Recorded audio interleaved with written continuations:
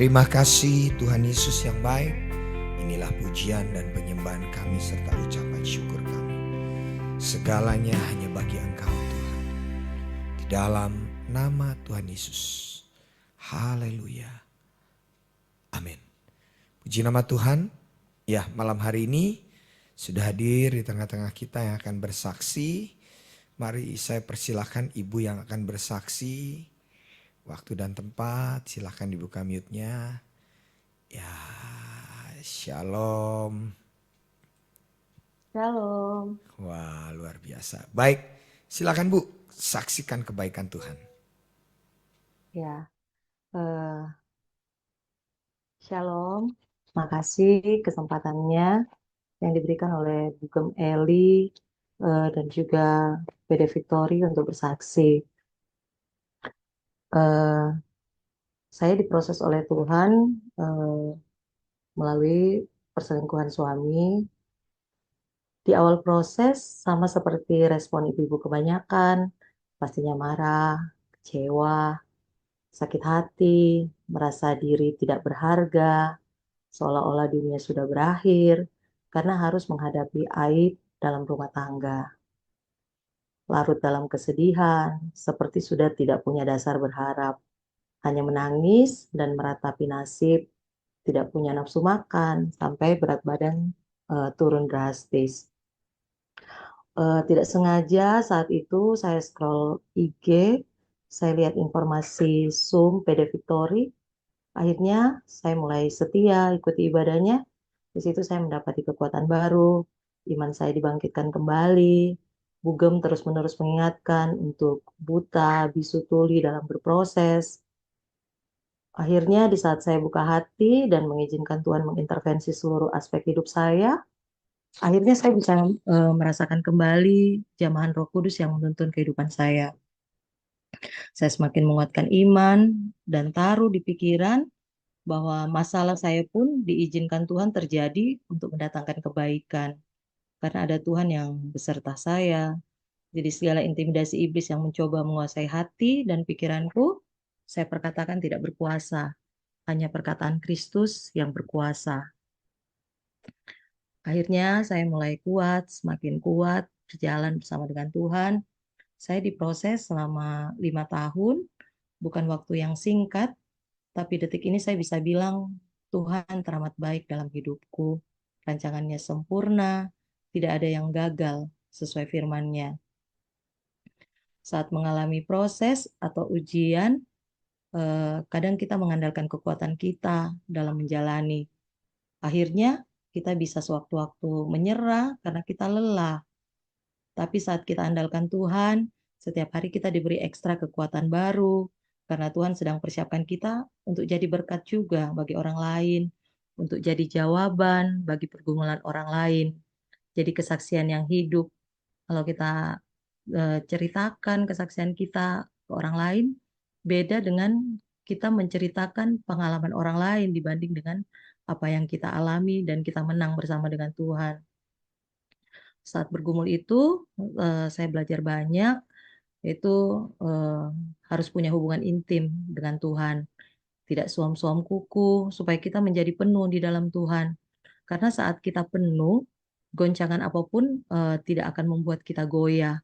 Ada kasih Tuhan yang memampukan kita melihat dalam masalah saya itu, saya mampu melihat pasangan saya, bahkan melihat pelakor itu dengan kasihnya Tuhan.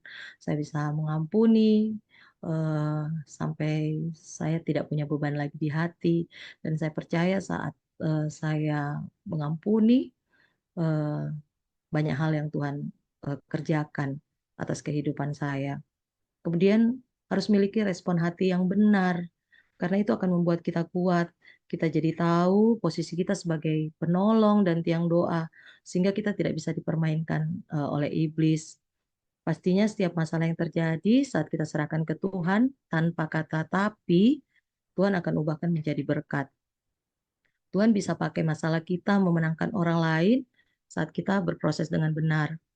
Beberapa kali Tuhan pakai kesaksian hidup saya memenangkan orang lain. Padahal saya masih berproses. Saat itu belum menang, tapi orang lain dimenangkan lebih dulu. dari kami sharing bagaimana cara saya berproses.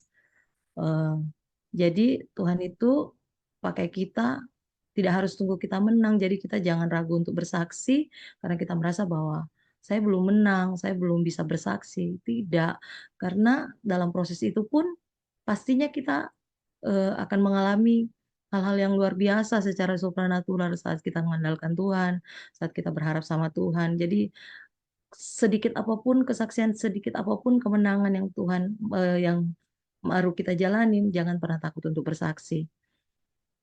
Cepat lambatnya suatu masalah akan menjadi tidak berarti saat kita berjalan sama Tuhan, saat kita sudah serahkan segala sesuatunya, karena kita tahu Tuhan sudah ambil alih.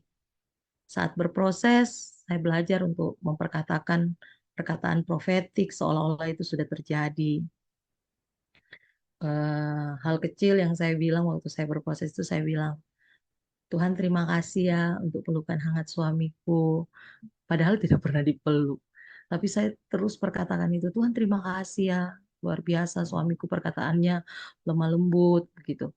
Jadi eh, saya tidak mau melihat dengan mata jasmani saya, tapi saya mau terus melihat dengan mata rohani saya. Apa yang saya sudah perkatakan itu, saya percaya itu terjadi di dalam roh.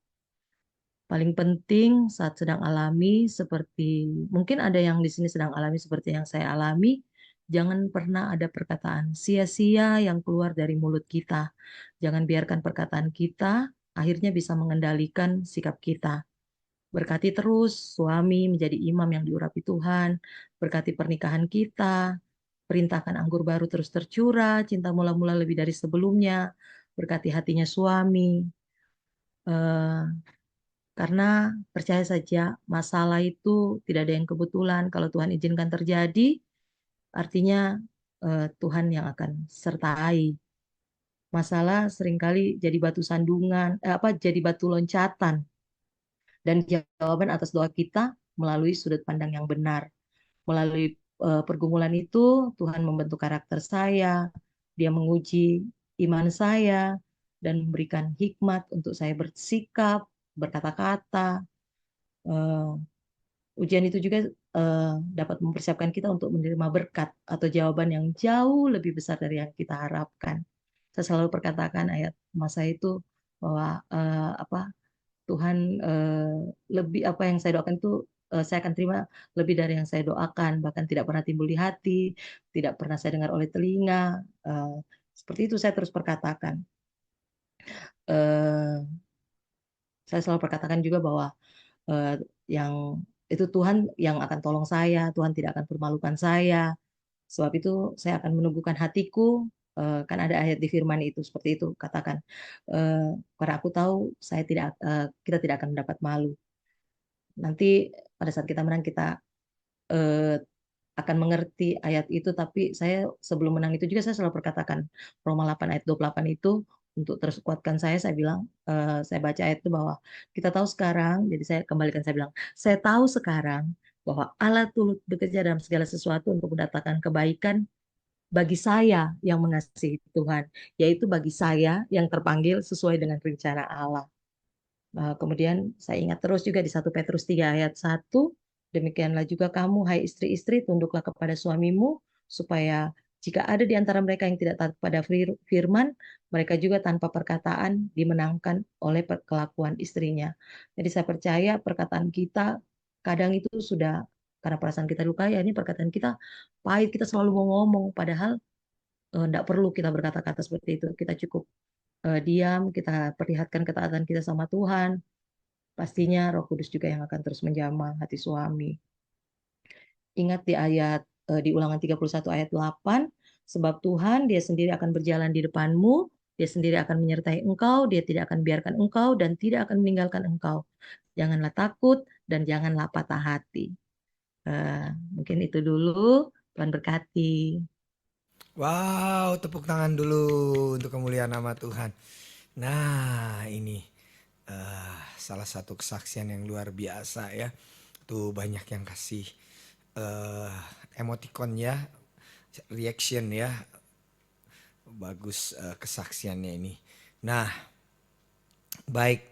Em, Berarti sekarang apakah masih proses itu masih berlangsung atau sudah mengalami pemulihan? Ibu ingat, boleh dipertegas. Ya, puji Tuhan, kami sudah menang.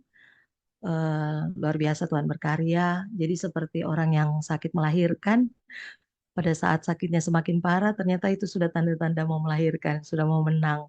Puji Tuhan luar biasa, banyak hal saya lihat cara Tuhan bekerja.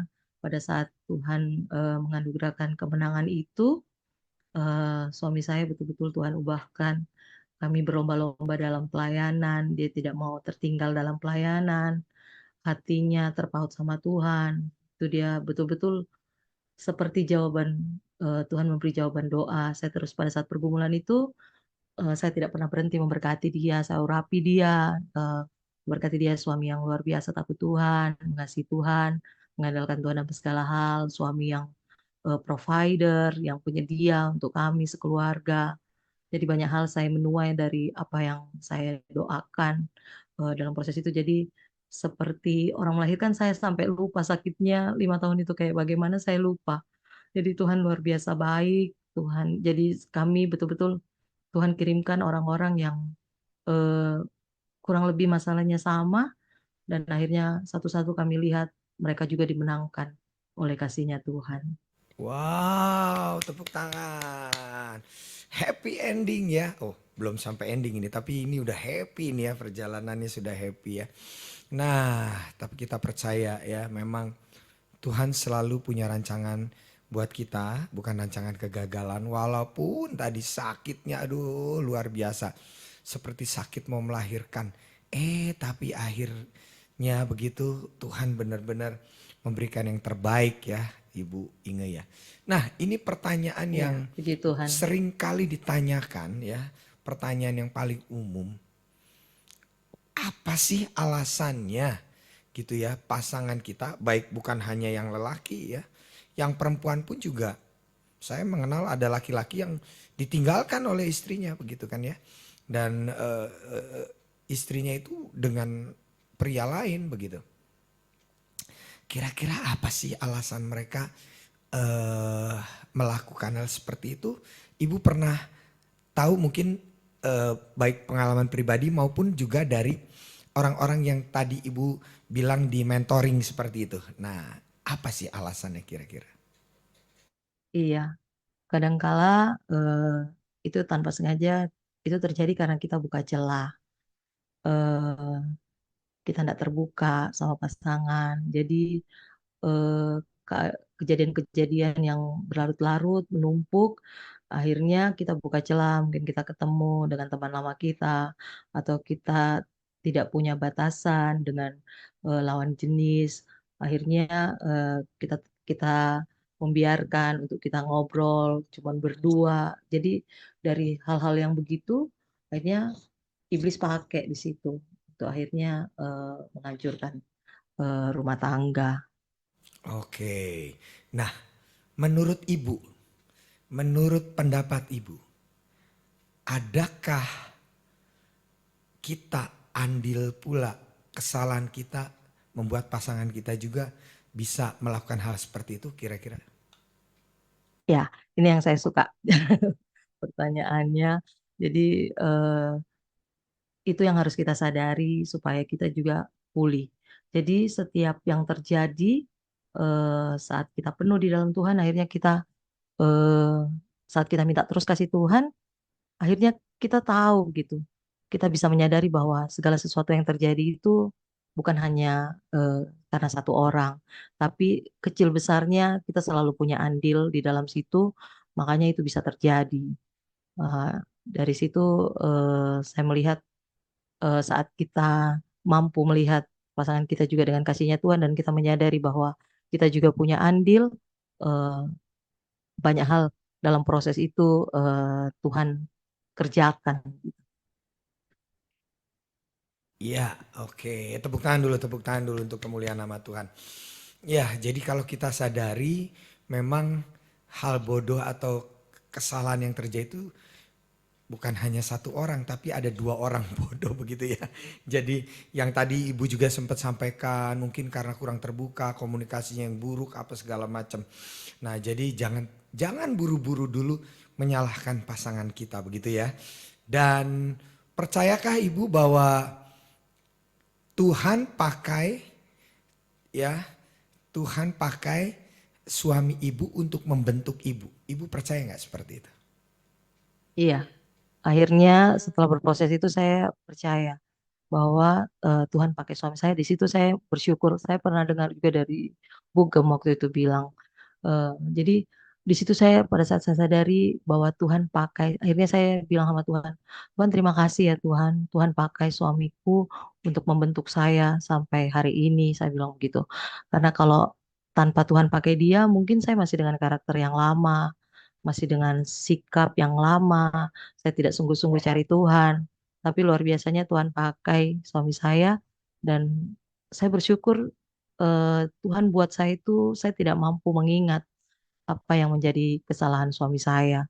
Dengan saya percaya itu pasti karena kasihnya Tuhan yang juga Tuhan penuhkan di dalam saya. Amin, amin, amin. Sadar betul ya. Jadi memang Tuhan pakai pasangan kita untuk membentuk kita. Pertanyaan terakhir, apakah ibu dimentoring oleh Ibu Eli dan apa yang paling berkesan dari mentoring itu, apa mentoring dari dia selama ini? Iya, berapa kali dengan Ibu Eli saya bersyukur, saya makasih Bugem, banyak hal belajar dari Bugem. Saya setia ikut IG-nya Bugem, kalau Bugem di IG dan banyak hal saya belajar. Saya melihat juga teladan dari Bugem, walaupun sampai saat ini secara mata jasmani seperti eh, eh, kayak belum terjadi apa-apa begitu. Tapi saya percaya kalau Tuhan tolong saya, Bugem juga lewat Bugem saya pun ditolong Tuhan untuk meneguhkan setiap sikap, pikiran saya. Saya percaya juga kemenangan besar akan Bugem terima dalam waktu dekat di dalam nama Yesus. Yes, tepuk tangan. Thank you Ibu sudah jadi berkat buat kita ya. Tetap terus ada di komunitas kita di PD Victory dan jangan lupa pulihkan juga banyak orang. Jadi berkat bagi banyak orang ya bersama dengan suami. Amin. Sampai ketemu, Tuhan Yesus memberkati. Makasih, Tuhan berkati.